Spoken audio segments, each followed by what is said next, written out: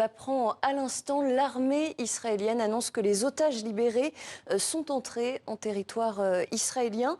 Slimane Zeguidour, éditorialiste à TV5 Monde, nous a rejoint. Alors Slimane, en échange de ces libérations d'otages, Israël s'engage à libérer de son côté des prisonniers palestiniens.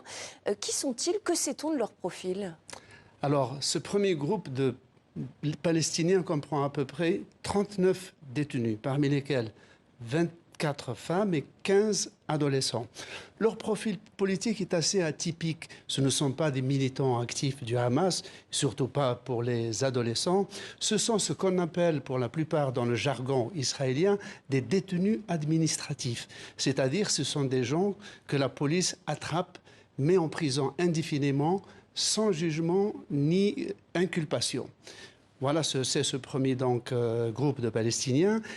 Selon la presse arabe, Israël devait les acheminer vers la bande de Gaza, mais le Hamas a opposé un net refus à ce qu'il considérait comme un bannissement et donc a exigé et obtenu qu'ils puissent tout simplement revenir dans leur foyer, parmi leurs familles, à Jérusalem-Est ou en Cisjordanie. Donc pas de retour a priori vers la bande, pas d'envoi en tout cas dans la bande de Gaza.